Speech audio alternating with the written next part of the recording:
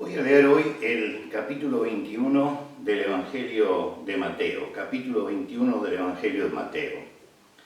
¿Por qué vamos a leer este capítulo? Bueno, porque entramos a la semana más importante del calendario y vamos a recordar la semana más importante de la historia, que es la semana que nosotros, se nos dio por llamarla Semana Santa, pero es la semana donde Jesús entró a Jerusalén, sufrió por nosotros, murió y resucitó. Así que nos preparamos para el domingo próximo ya celebrar la resurrección de Jesús. Pero vamos a leer hoy la entrada que Jesús hace a Jerusalén. Dice así: cuando se acercaron a Jerusalén y vinieron a Betfagé, al monte de los Olivos, Jesús envió 2 discípulos diciéndoles: id a la aldea que está enfrente de vosotros, y luego hallaréis una asna atada y un pollino con ella, desatadla y traédmelos. Y si alguien os dijere algo, decid: el Señor los necesita, y luego los enviará. Todo esto aconteció para que se cumpliese lo dicho por el profeta cuando dijo: decid a la hija de Sión, he aquí tu rey viene a ti, manso y sentado sobre un asna, sobre un pollino, hijo de animal de carga. Y los discípulos fueron e hicieron como Jesús le mandó, y trajeron el asna y el pollino y pusieron sobre ellos sus mantos. Y él se sentó encima. Y la multitud, que era muy numerosa, tendía sus mantos en el camino. Otros cortaban ramas de los árboles y las tendían en el camino. Y la gente que iba delante y la que iba detrás aclamaba diciendo: Hosana al Hijo de David. Venid, bendito el que viene en el nombre del Señor, Hosana en las alturas. Este es el pasaje, es uno de los pasajes porque se repite en los otros evangelios, donde se narra justamente la entrada de Jesús a Jerusalén. Lo que algunos llaman la entrada triunfal a Jerusalén. ¿Dónde estaba Jesús? Jesús estaba en ese momento en Betania, a unos 3 kilómetros de Jerusalén. Y había pasado un tiempo allí en Betania.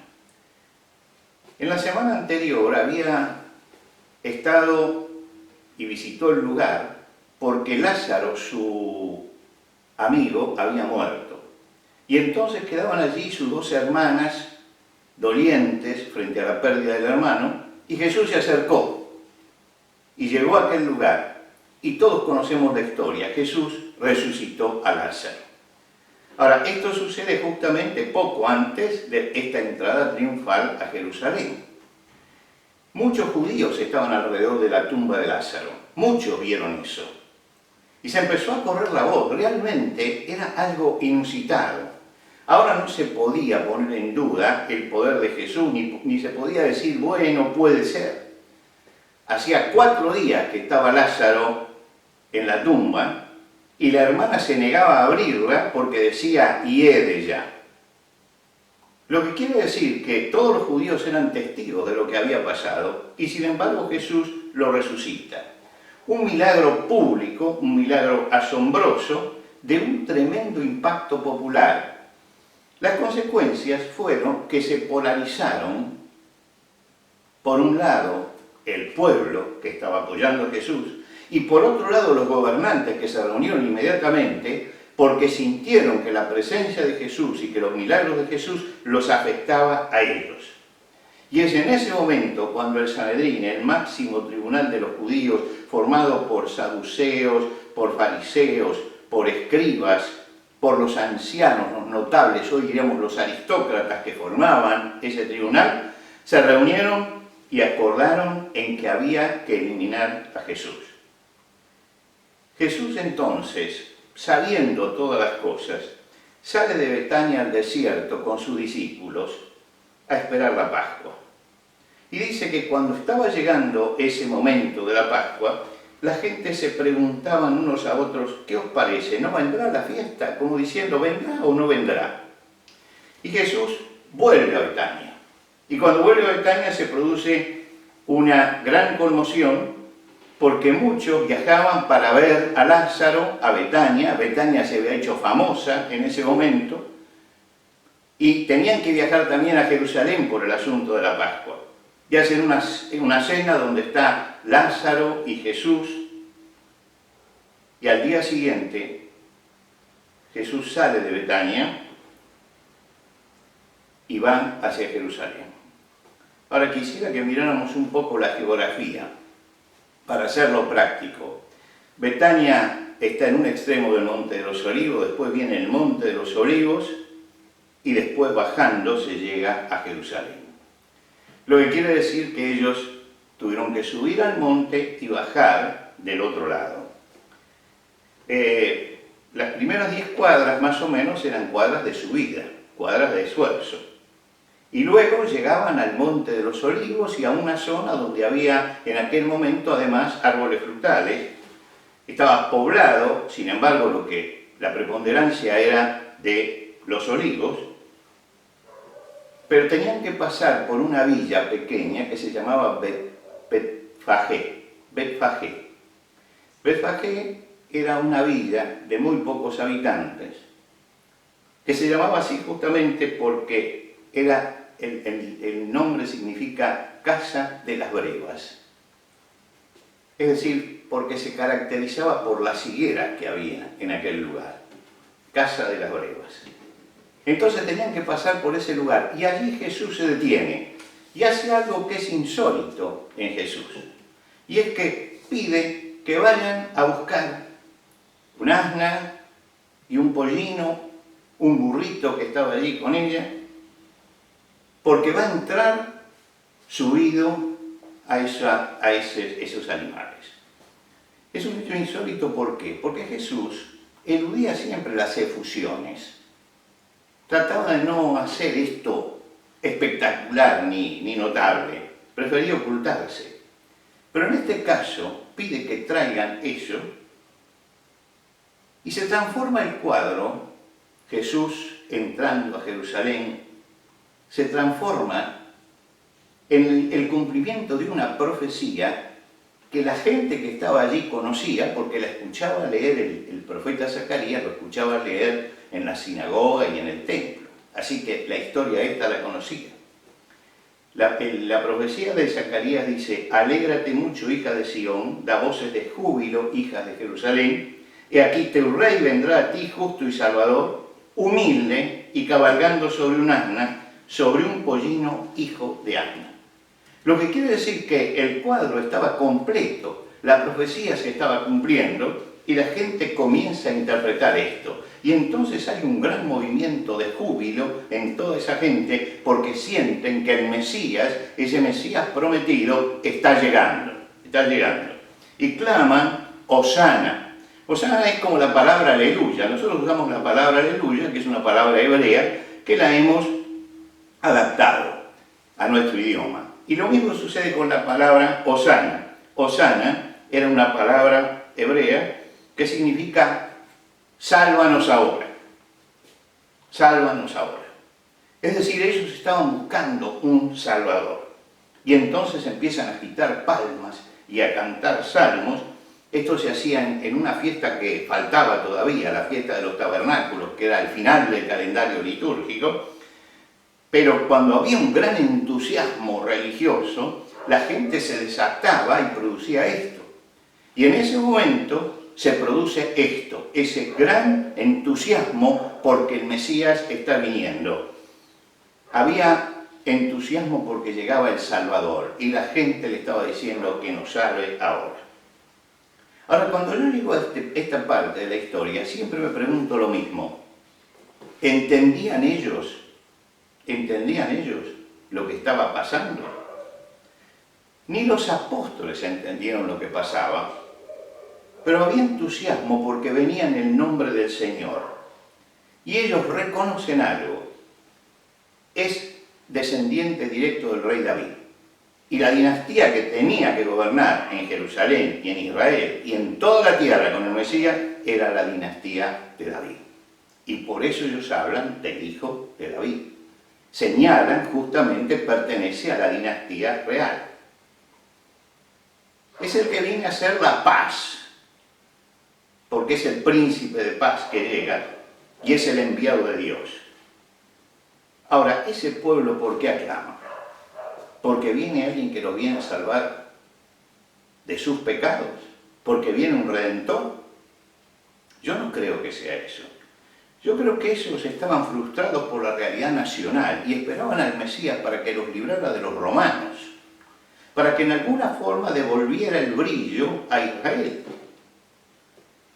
Ellos estaban sometidos, pero la bota de los romanos la tenían puesta sobre la cabeza y los presionaban continuamente. Y por otro lado también había una cantidad de religiosos falsos que estaban en el templo, que hacían relación con los romanos y que trataban de llevarse bien con los romanos. Y ellos sentían la doble presión, la presión de la religión sobre ellos y la presión de los romanos por el otro lado. No es extraño que si identifican a Jesús con el Mesías, le estén pidiendo que se haga la gran revolución que ellos esperaban y que el Mesías, con el poder que tiene, tome las medidas para liberar a su pueblo. Ellos no perciben el gran contraste que se está dando, porque lo que ellos tienen delante es un contraste tremendo. Cuando los romanos vencían a otro pueblo, iban con sus ejércitos y desfilaban delante de la gente con los estandartes, con los prisioneros y con las cosas que habían robado, que habían saqueado del pueblo vencido. Los prisioneros venían allí humillados, denigrados. Eso mostraba el poder del imperio. Y festejaban porque habían sembrado muerte y habían destruido ciudades. Ahora Jesús viene, pero no viene en un caballo brilloso como entraba el general romano. No era el caballo con que el general había luchado, era un caballo que elegían especialmente porque tenía que lucirse la victoria. Jesús no viene en esta forma. Viene montado en un burrito, como un rey manso, que nada tiene que ver con el imperio romano. Su séquito, ¿quiénes son? Son sus discípulos. Y los discípulos son pescadores de Galilea, Lázaro, al que le devolvió la vida, la mujer pecadora, Zaqueo, un hombre transformado, Bartimeo, el ciego sanado, gente de pueblo, la mayoría gente de pueblo, la mayoría son pescadores de Galilea que están allí. La mayoría la forma esa gente que siente todos los días la doble opresión. Y festejaban en ese momento porque llega quien puede realmente liberarnos. La gente estalla entonces, Hosana, el que viene en el nombre del Señor, salva ahora el que viene en el nombre del Señor. Muchos siguen sin entender hasta el día de hoy qué significa Jesús. Para muchos Jesús es un maestro de ética y lo aclaman como maestro de ética. Para otros Jesús es un revolucionario y en la década del 70 se lo aclamaba como el gran revolucionario. Y todos recordamos algunos afiches donde Jesús aparecía con una ametralladora cruzada en la espalda. Era el revolucionario. Otros dicen Jesús el educador, el divino maestro, el gran maestro. Otros piensan ya hoy que Jesús era el populista y entonces tenían que llevarlo o entronizarlo porque era populista. Otros que lo califican del primer comunista de la historia y otros un gran filósofo de Israel. Jesús, muchas de estas cosas es Jesús, un gran maestro. ¿Quién puede dudar que es un gran maestro? Que enseñó conducta y ética, nadie puede dudar eso. Pero Jesús es mucho más que todo eso. Jesús es el Redentor, el Redentor. Y muchas veces nos escapamos y nos pasa como esa gente. Tomamos de Jesús el aspecto que nos interesa a nosotros, pero no tenemos en cuenta lo que realmente Jesús es y por qué entraba ese día en Jerusalén. Y Jesús muestra la contradicción cuando viendo la ciudad, cuando tiene delante a Jerusalén, llora y dice, si hubieras entendido qué era lo que estaba pasando. ¿Por qué? Porque van a hacia el desastre. Y fueron hacia el desastre. Este es un domingo de clamor jubiloso, ¿no? Pero ese clamor jubiloso, ¿por qué lo hacemos? Porque Jesús es un gran maestro. Yo no dudo que fue un gran maestro, grandísimo maestro, incomparable maestro. Pero no estoy hoy abriendo la palabra de Dios porque Jesús fue un maestro solamente. Que Jesús fue un revolucionario, y claro que produjo una revolución espiritual en el mundo, cambió la historia. Pero hoy estamos reverenciando a Jesús porque Él es el Redentor, porque Él es nuestro Salvador, porque Él entra a Jerusalén para morir por nosotros y se ofrece como el precio de nuestro pecado. Dios demandaba el precio del pecado del hombre, y el precio del pecado era la muerte. Y Jesús sube a la cruz y muere por nuestros pecados. Nunca tenemos que perder de vista esto, que es el centro de la historia de la fe. Es el objetivo por el cual Cristo vino aquí. Él no vino para ser un revolucionario. Él no vino para enseñarnos didáctica. Él vino para ser un redentor, el único redentor. Pedro va a decir, porque hay un Dios y asimismo un mediador entre Dios y los hombres, Jesucristo, hombre. Jesucristo viene para ser el mediador entre nosotros y Dios. Él representa las dos partes, el cielo y la tierra. El cielo porque es el Hijo de Dios, Hijo eterno de Dios. La tierra porque tomó forma de hombre. Él une estas dos cosas y lo hace en la perfección del Hijo de Dios y entra para entregarse como el sacrificio. Juan lo explica en el primer capítulo de su Evangelio. A lo suyo vino y los suyos no lo recibieron. Pero todos los que lo recibieron les dio la potestad de ser llamados hijos de Dios. A los que creen en su nombre. A los que creen en su nombre. A los que creen en Jesucristo como Redentor. A los que creen en su nombre. No lo conocieron en ese momento. No lo estaban conociendo en esa entrada a Jerusalén.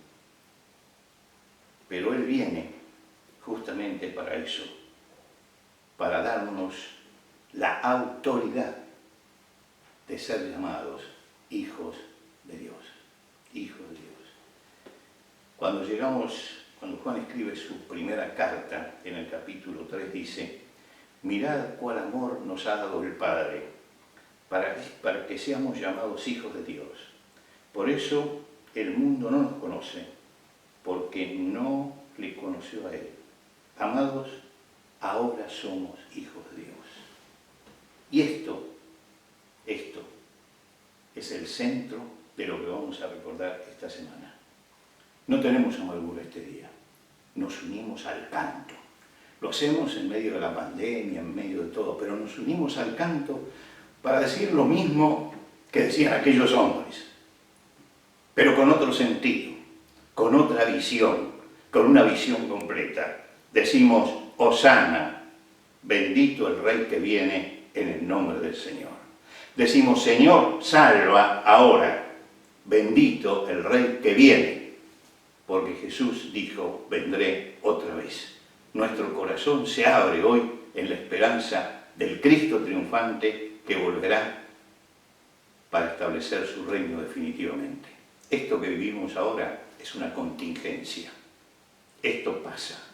Lo que permanece es la presencia de Cristo en nuestra vida y lo que permanece es esto, que es la obra redentora del Señor Jesucristo por nosotros, que nos ha constituido en hijos de Dios. Que Dios les bendiga. Que la gracia de nuestro Señor Jesucristo, el amor de Dios y la comunión del Espíritu Santo sean con todos nosotros, con nuestras familias y con todo el pueblo de Dios, ahora y para siempre.